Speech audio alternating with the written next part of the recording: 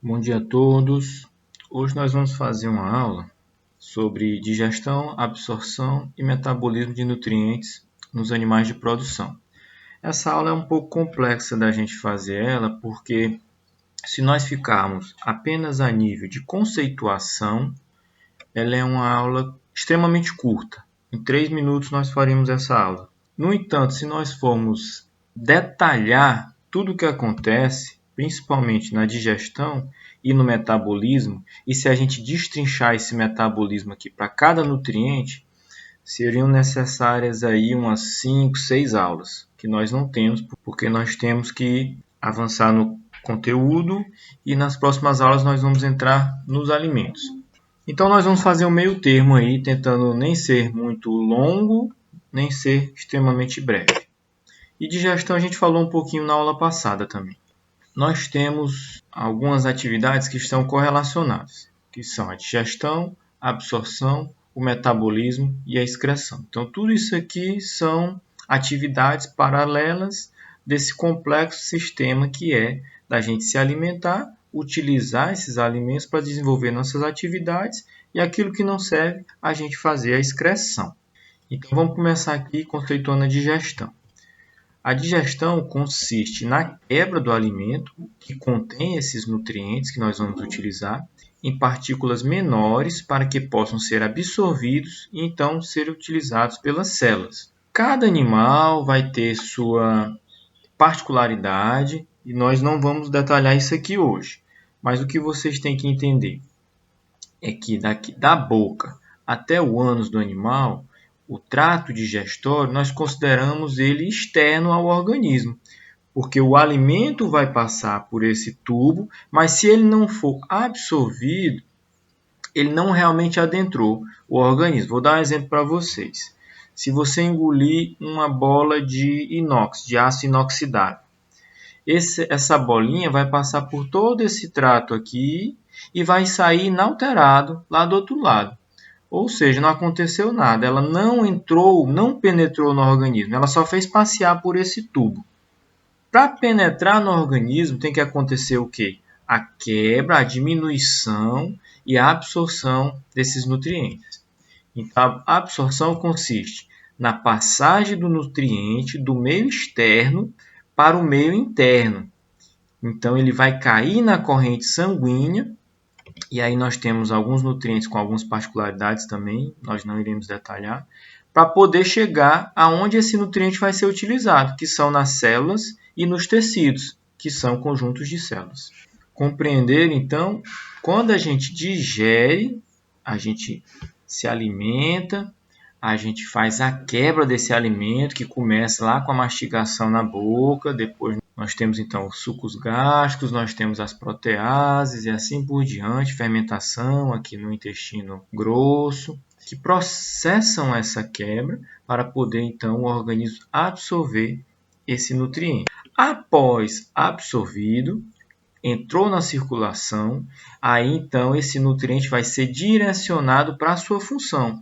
E aí cada nutriente tem uma função no organismo da gente. Isso consiste então, e a gente chama de metabolismo, que vem do grego metabole, que significa mudança, troca, e ismo, que significa qualidade. Então a mudança, uma troca na qualidade desse nutriente. Ele agora vai agir, vai exercer uma função e ele sofre uma mudança durante esse processo. O metabolismo consiste no conjunto de reações químicas que se processam no organismo, visando o armazenamento e o consumo de nutrientes para a realização das atividades biológicas, que aí são várias. E por fim, aquilo que não pode ser aproveitado, ele vai ser excretado, vai ser colocado para fora do organismo. Se eu não tenho como utilizar, então eu tenho que excretar. Para que eu vou ficar armazenando aquilo? A excreção consiste em pegar todos aqueles resíduos que, por características próprias ou do organismo, não puderam ser digeridos e absorvidos. Podem ainda ser substâncias resultantes do metabolismo. Elas já estavam lá, já tinham sido absorvidas, e aí durante o metabolismo elas necessitam ser retiradas do organismo.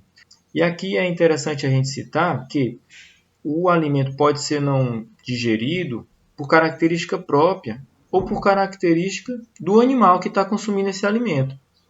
Então, por exemplo, uma forragem que é rica em fibras, ela tem suas características próprias que um animal não ruminante, por exemplo, não consegue digerir. Já se cair no organismo de um ruminante, ele vai ter os micro-organismos do rumen que vão conseguir fazer a digestão desse alimento e o seu aproveitamento. Então, o organismo está o tempo todo, constantemente, realizando milhares de diferentes reações químicas no interior dos seus órgãos e tecidos, que é justamente a utilização daqueles nutrientes que foram ingeridos. O conjunto de todas essas transformações químicas que ocorrem no ser vivo é chamado metabolismo geral. Então, para realizar todas as nossas atividades, seja o exercício, a respiração, a digestão, a mobilidade, tudo a gente está realizando algum processamento relacionado ao metabolismo. E é isso a gente dá o nome de metabolismo geral. Já o metabolismo basal é aquele metabolismo mínimo, indica o mínimo de energia necessária para manter a respiração, a circulação e as funções vitais. Então é tipo assim, você está deitado o dia todinho no sofá, assistindo lá a televisão, não está fazendo coisa nenhuma, está só no WhatsApp, aliás, está ali o dia todinho deitado. Mas você está realizando alguma atividade a nível de metabolismo. E aí, para você poder se manter vivo, há um gasto, há um consumo de energia. Cerca de 75% da energia obtida na alimentação é gasto nessas funções. Ou seja, a maior parte do que a gente consome é gasto só para a gente manter a nossa máquina funcionando, que é o metabolismo basal, o gasto para essas atividades de manutenção da vida. Outros processos que ocorrem durante o metabolismo é o anabolismo e o catabolismo, que consiste em quê? O anabolismo ele é um processo construtivo, no qual os nutrientes são utilizados para a síntese de novas substâncias ou de novos tecidos. Então, o crescimento, a manutenção e a regeneração dos tecidos depende do anabolismo. Já o catabolismo é o contrário, é a quebra, é a destruição, um desdobramento de moléculas com liberação e eliminação de substâncias que podem ser reutilizadas ou excretadas. Para manter o metabolismo equilibrado, o organismo deve obter continuamente nutrientes. Então, a gente tem que manter essa máquina funcionando e a gente tem que reingerir nutrientes, os quais precisam ser consumidos em quantidades e qualidades adequadas. E aí, cada tipo de dieta, cada tipo de animal e cada tipo de ambiente vai ter uma exigência diferente. Uma vez digeridos, os alimentos e seus nutrientes são absorvidos e distribuídos para os tecidos. Alguns nutrientes são utilizados para a construção e reparação da matéria viva, outros são desdobrados para a liberação de energia, que é indispensável para a realização das atividades vitais daquele metabolismo que a gente viu há pouco. Isso a gente já viu, aqui é só um reforço, que os nutrientes plásticos ou construtores são as proteínas e aminoácidos que constroem a massa da matéria viva. Os nutrientes energéticos são substâncias energéticas, especialmente os carboidratos, que são utilizados como combustível, liberam energia para as funções vitais. E os lipídios vão entrar como uma reserva energética, elas não devem predominar na dieta. Ele vai funcionar ali como um combustível à parte. E nós temos os nutrientes reguladores, que são os minerais e vitaminas, que cada um possui função específica e são essenciais para a manutenção da vida e realização das atividades.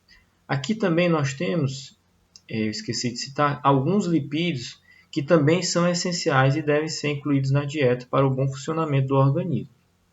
Cada nutriente tem um metabolismo próprio, tem uma digestão própria, tem uma forma de armazenar e utilizar própria. Então a gente não vai entrar nos ciclos de cada um, nós vamos só falar um pouco por cima o que ocorre com cada um deles. Então, após o carboidrato ser ingerido, ele vai ser digerido. O carboidrato ele inicia a digestão dele na maioria dos mamíferos na boca, em algumas aves também na boca, seja com a mastigação ou seja com a insalivação e a ação de uma enzima que já tem na mucosa oral, que é a alfa-amilase. Os açúcares mais simples, eles são quase totalmente digeridos e absorvidos, a taxa é acima de 80%. Já os carboidratos mais complexos, eles são de difícil digestão. E para suínos e aves, a gente até nem considera isso aqui como digerido, ele vai entrar como não digerido.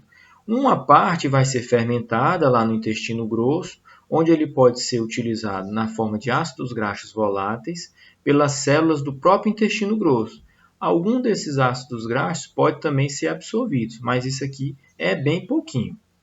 E o resto vai ser realmente excretado, porque não tem condição de ser aproveitado. Os açúcares mais simples, que tem essa taxa de aproveitamento aí acima de 80%, depois que eles entram no organismo, eles podem ser armazenados nos músculos, na forma de glicogênio, pode ser imediatamente utilizado como energia, pode ser também armazenado no fígado, também na forma de glicogênio ou na forma de gordura, e pode ser também armazenado em outros tecidos na forma de gordura. Já os lipídios têm um processo um pouco diferente, onde eles necessitam de uma emulsificação, que ocorre por ajuda da bilis, que é secretada pelo fígado. Já na absorção, ela tem uma diferençazinha entre os suínos e as aves, que os suínos vão absorver ela pelos vasos linfáticos, já as aves vão absorver pelo mesentério. Vão cair no sistema porta hepático, sofrem um pequeno metabolismo ou já são armazenados aqui para poder cair então na corrente sanguínea e ser direcionadas para outros tecidos, ou mesmo ser utilizados na forma de energia. No suíno, dos vasos linfáticos, cai no duto torácico e já pode ser transportado no sangue, aí seguindo as outras vias. Já o metabolismo das proteínas, ela tem que ter a ação de enzimas. Além dessas enzimas, nós temos a ação dos sucos gástricos, principalmente do HCl, que é o ácido clorídrico que tem no estômago, que também ajuda a quebrar as proteínas. Elas são, então, reduzidas a peptídeos e aminoácidos. Esses aminoácidos, então, são encaminhados na corrente sanguínea para o seu metabolismo. Então, eles podem ser encaminhados como proteína orgânica para o catabolismo, anabolismo e a formação de produtos, como leites e ovos. Podem ser utilizadas como energia, mas não é o ideal a gente utilizar proteína na alimentação dos animais como fonte de energia, porque a proteína é um ingrediente mais caro. É só vocês compararem o farelo de soja com o milho. O farelo de soja é o dobro do preço do milho. Se eu posso utilizar um ingrediente mais barato para fornecer energia, por que eu vou utilizar um ingrediente mais caro? E por fim, ele pode ser excretado pela urina, sendo que nos mamíferos a forma de excreção é na forma de ureia, nas aves é na forma de ácido úrico e em outras aves e peixes pode ser excretado na forma de amônia. E a proteína não digerida vai sair aí nas fezes como proteína fecal e proteína microbiana. Então, turma, como considerações finais hoje, o que a gente vai colocar? Que a nutrição animal é matéria complexa e exige dedicação para se familiarizar com os termos e conhecer a influência de cada alimento, bem como de seus nutrientes no organismo. Então, a gente aqui nem entrou nas rotas metabólicas, a gente só foi dar uma pincelada de como acontece a digestão para a absorção desses nutrientes. Vocês têm realmente que estar buscando estudar bastante para se familiarizar com a nutrição e poder então confeccionar rações tecnicamente adequadas para cada fase e para cada animal. Por hoje é só e até a próxima aula.